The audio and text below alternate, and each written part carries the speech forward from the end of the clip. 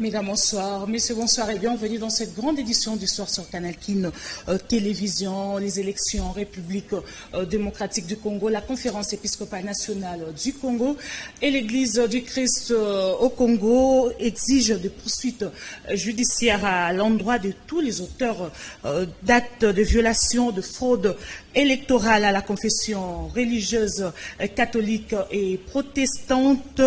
Condamne fermement les violations, aussi bien verbales que physiques. La SENCO et l'ECC encouragent toutes les parties prenantes au recours, plutôt à recourir à des voies pacifiques pour toutes sortes de revendications, tout en demandant au procureur général auprès de la Cour constitutionnelle de se saisir d'office de toute dénonciation. Ils incitent la CENI à faire la lumière sur tout le cas d'irrégularité documenté. Fin depuis ce mercredi du délai de recours à la Cour constitutionnelle, la quasi-totalité des opposants dont Moïse Katumbi, Martin Fayoulou, Denis Mukwege entament une démarche en celle. Candidat a finalement fait appel au recours, a fait appel des résultats de la Commission électorale nationale indépendante. Il s'agit du candidat président de la République Théodore Ngoyi qui a officiellement sollicité l'annulation du scrutin en République démocratique du Congo. Suivez. Les délais de la réception des recours de candidats malheureux à l'élection présidentielle expirent ce mercredi 3 janvier 2024.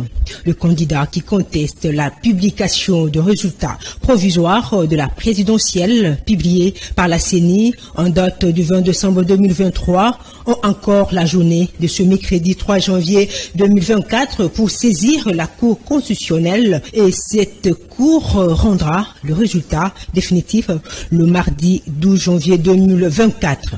Le candidat numéro 20, Félix Antoine Tshisekedi Tshilombo, qui a obtenu un pourcentage de 73,34% et a été déclaré président de la République élu. Pour sa part, le gouvernement encourage le candidat lésé à recourir aux voies légales pour toute éventuelle contestation. 65 ans après la République démocratique du Congo, en général, le Quinois en particulier se souviennent des émeutes historiques du 4 janvier 1959.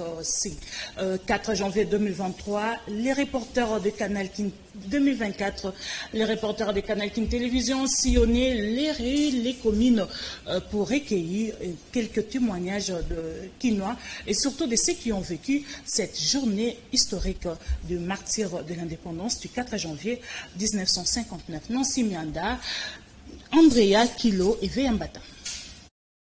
4 janvier 1959, 4 janvier 2023, 65 ans déjà, le Congolais se souviennent de cette date historique, un tournant décisif vers l'indépendance, marquant la journée de martyr de l'indépendance. Cette journée de 4 janvier 1959 a endeuillé les familles à Kinshasa. Cette journée est passée dans la méditation, pas de cérémonie officielle, mais dans les rues de la capitale Kinshasa. Les reporters de Canal Kin Télévision, avec un micro-baladeur, ont sillonné les communes, les Quinois, mieux encore, ceux qui ont vécu l'historique, nous reparlent du 4 janvier 1959. La journée du 4 janvier, c'est une journée très importante dans l'histoire du pays. C'est la journée où les Congolais se sont rassemblés, toutes tendances confondues, pour dire non à la colonisation. La journée du 4 janvier, c'est d'abord le sacrifice. Il y a des compatriotes qui se sont sacrifiés. Ils ont sacrifié de leur vie. Ils ont accepté que leur sang coule pour que nous ayons l'indépendance. Et ils se sont sacrifiés. Aujourd'hui, nous sommes là à la maison. Nous sommes en train de dire, bon voilà, grâce à eux, nous avons eu l'indépendance. Mais nous, qu'est-ce que nous allons laisser à nos enfants? Qu'est-ce que nous allons sacrifier pour que les enfants qui viendront demain puissent trouver quelque chose? Le 4 janvier, c'est une journée pour nous les Congolais, ça nous rappelle beaucoup de choses. Les martyrs de l'indépendance. Donc les gens qui ont lutté, qui ont donné leur vie, qui se sont sacrifiés. Et c'est Ce qui fait qu'en ces jours, nous sommes en train de commémorer la vie de ces gens-là. 4 janvier, journée fériée constatée à Kinshasa.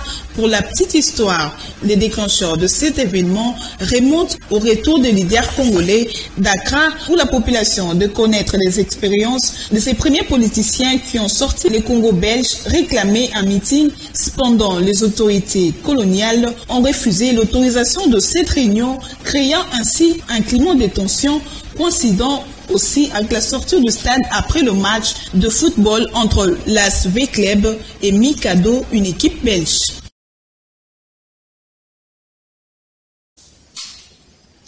Pour le Quinois, cette date reste inoubliable car pour elle, elle marque le déclenchement de l'indépendance de la République démocratique du Congo. De cette fait, une demeure inoubliable car elle nous rappelle d'où l'on vient. Encore une fois de plus, Sylvie Nancy Mianda, VMBAT. Le 4 janvier, c'était là la prise de conscience qui alluma le feu vers l'indépendance. C'est une date fatidique qui a amené le Congolais à pouvoir dire non à l'homme colonial. Et cela se traduit par la violence, parce que sans la violence, on ne pouvait pas atteindre à ce jour-là de l'indépendance le 30 juin 1960. Le 4 janvier, c'est un événement. C'est là où le Congolais a démontré qu'il était temps de se départir de la colonisation belge. C'est à partir de là que le blanc a su que non, ces gens sont devenus éveillés. Comme disait Kimbangu, le noir deviendra blanc et le blanc deviendra noir. Et ce jour-là, devant le fait de l'histoire, le blanc n'avait plus rien à dire devant le noir. C'est une date importante parce que c'est pour moi une date de la libération de notre pays, où nos parents, à l'époque Lumba et consorts, avaient tout fait pour que le Congo soit réellement un pays indépendant. Bon, selon l'histoire que nous avons apprise, qu'il y avait un match de football entre SV Mikado et V-Club. Il y a eu une jonction entre les dessus de la Bako et le V-Club à Alais. Ils ont fait le meute et la révolution a commencé. C'était le 4 janvier 1959. Donc c'est une date historique.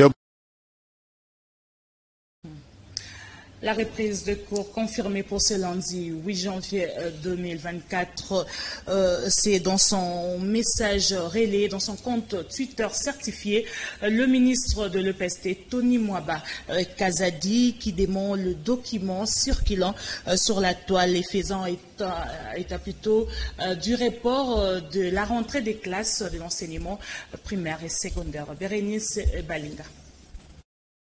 Alors qu'un document a circulé sur les réseaux sociaux faisant état d'un report de la rentrée de classe de l'enseignement primaire, secondaire et technique pour le 15 janvier 2024, le ministre de l'EPST Tony Mwaba Kazadi a, à travers son compte Twitter, démenti cette information. Le patron de l'EPST souligne par ailleurs que la rentrée de classe s'effectuera à la date prévue, soit le 8 janvier 2024, et ce document qui a circulé est l'œuvre d'un malade mental qui a vulgairement imité sa signature, a-t-il fait savoir. Il est ici important de rappeler que c'est depuis le 15 décembre 2023 que les élèves ont bénéficié des détentes dans le cadre des festivités des fins d'année.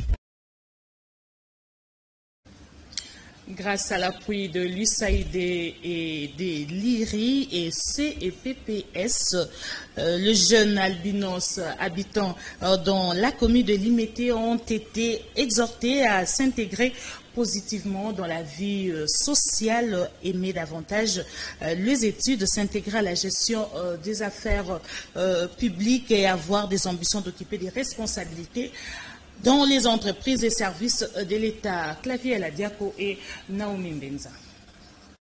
Le jeune albinos de la commune de Limete pourrait désormais vivre positivement, s'intéresser à la gestion des affaires publiques, aimer davantage les études et ambitionner de briguer les postes de responsabilité dans les entreprises et services de l'État ou autres. Le stimulus a été déclenché à travers un forum citoyen de la coordination congolaise pour l'éducation à la paix et à la non-violence, CCD en sigle. Avec l'appui technique de l'USAID, IRI et CPPS, ces forums citoyens s'est érigé en véritable source de motivation et d'encadrement pour les albinos qui, à la fin de l'activité, n'ont pas cessé d'adresser leurs remerciements à la CCD, hôte de cette séance de sensibilisation.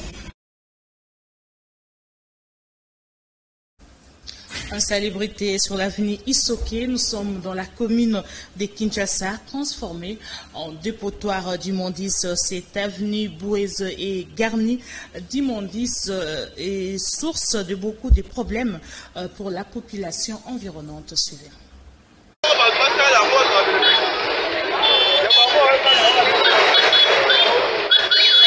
Un lac artificiel s'est créé le long de l'avenue Isoké dans la commune de Kinshasa. La population de ce coin de la capitale est exposée devant plusieurs éventualités, notamment les maladies de massal, suite au caniveau bouché, nid de poule, des immondices. Pour ses habitants, Kinshasa Bopeto reste qu'un slogan car ils vivent dans l'insalubrité totale. Sur ce, ils lancent un cri d'alarme auprès des autorités compétentes qui gèrent ces secteurs de leur venir en aide pour éviter les dégâts.